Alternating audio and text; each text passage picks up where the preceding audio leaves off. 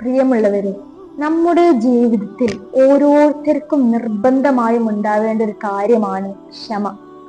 നബി സല്ലല്ലാഹു അലൈഹി വസല്ലമ തങ്ങൾ പറയുന്നുണ്ട്, അസ്സബ്റു നിസ്ഫുൽ ഈമാൻ, ക്ഷമ ഈമാനിന്റെ പകുതിയാണ്.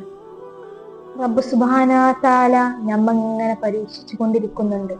അത് രോഗം നൽകിയിട്ടാണെങ്കിലും കടം നൽകിയിട്ടാണെങ്കിലും അങ്ങനെ കുറേ സംഭവങ്ങൾ നമുക്ക് നൽകിയിട്ടാണെങ്കിലും റബ്ബ് സുബ്ഹാനഹു വ തആല നമ്മളിങ്ങനെ പരീക്ഷിച്ചു കൊണ്ടിരിക്കുന്നുണ്ട്.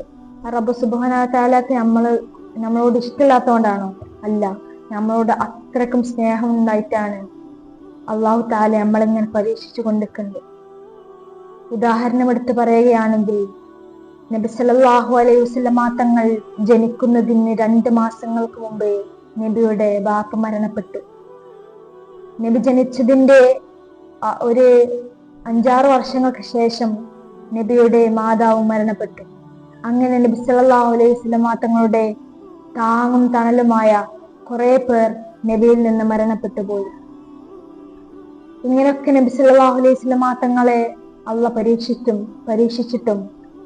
നബി സല്ലല്ലാഹു അലൈഹി വസല്ലമ തങ്ങൾ തന്റെ ക്ഷമയിൽ ഉറച്ചു നിന്നു. നബി സല്ലല്ലാഹു അലൈഹി വസല്ലമ തങ്ങളുടെ മേൽ തുപ്പിയ ചരിത്രമുണ്ട്. നബി സല്ലല്ലാഹു അലൈഹി വസല്ലമ തങ്ങളുടെ മേൽ വേശ്ചിട്ട ചരിത്രമുണ്ട്. സ്വന്തം ഉമ്മാന്റെ നാട്ടിക്ക് പോയപ്പോ അവിടുത്തെ തെരുവ് പിള്ളാരെ കൊണ്ട് നബി സല്ലല്ലാഹു അലൈഹി വസല്ലമ തങ്ങളുടെ മേൽ കല്ലെറിഞ്ഞ ചരിത്രമുണ്ട്. അങ്ങനെ കല്ലെറിഞ്ഞപ്പോൾ നബിയുടെ മേൽ നിന്ന് രക്തം ഇങ്ങനെ വീഴുകയാ.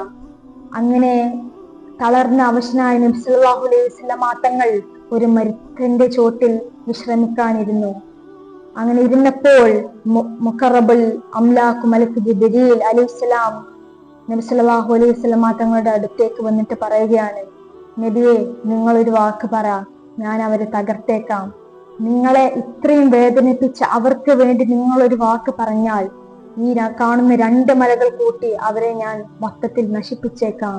അപ്പോൾ നബി സല്ലല്ലാഹു അലൈഹി വസല്ലമ തങ്ങൾ പറഞ്ഞു, വേണ്ട ജിബ്രീലേ, അറിവില്ലാത്തതുകൊണ്ടല്ലേ? ആരെങ്കിലും അവരിൽ നിന്ന് ഇസ്ലാം മതം സ്വീകരിച്ചാലോ, അല്ലെങ്കിൽ അവർ തലമുറയിൽ നിന്ന് ആരെങ്കിലും ഇസ്ലാം മതം സ്വീകരിച്ചാലോ എന്നാണ് നബി സല്ലല്ലാഹു അലൈഹി വസല്ലമ തങ്ങൾ കൊടുത്ത മറുപടി.